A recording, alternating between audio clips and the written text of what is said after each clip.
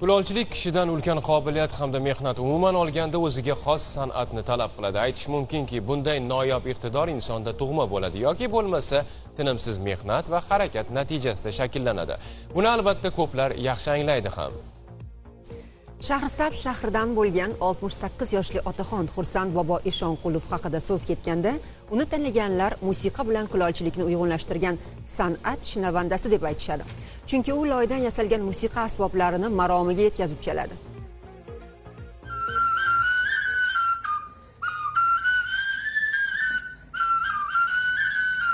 Xursand boboning aytishicha, avvallari u musiqa sohasida ham faoliyat yuritgan, qo'shiqlar aytib, turli sozlarni ko'ngildagidek chalgan.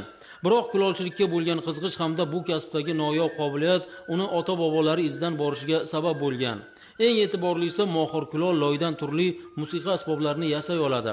Chet mamlakatdan kelayotgan turistlar mana shunga qiziqib, chiroyli qilib chalib berganlarimda yana chalib bering deb iltimos qiladi tarjimonlari, yana chalib beraman. San'at bilan hamohang mohir kulol bizga ushbu kulolchilik buyumlari va musiqa asboblarini tayyorlash jarayoni haqida ham gapirib berdi.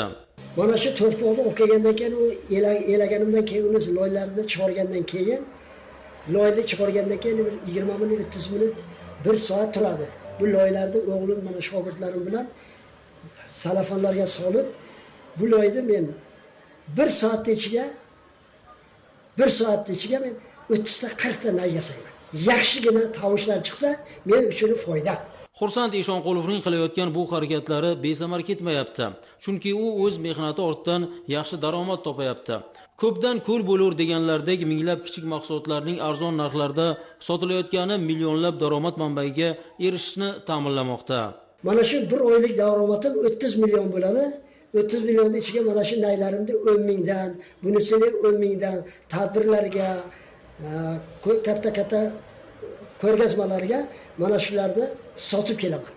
O'z navbatida farzandlari ham o'z otalarining izidan ergashib, kulolchilikka mehr qo'yishgan. Tadbirlarga borib, tadbirlardan daromadlar topganimizdan keyin yana ham qiziqish oshdi. Kelaydik, uyga kelaydik, uyga o'tib maktabdan kelib darslarimizni qilib, choyimizni ichib, keyin tuproqqa o'tiraydik, tuproqdan loylarini chopib, namsa qilib, loylarni to'g'ri-to'g'rilardagi atalasini chiqarib, loylarni o'tkazaylik. Bu kun Akbarali Xudoyberdiyev, Jamshid Sultonov, Qashqadaryo.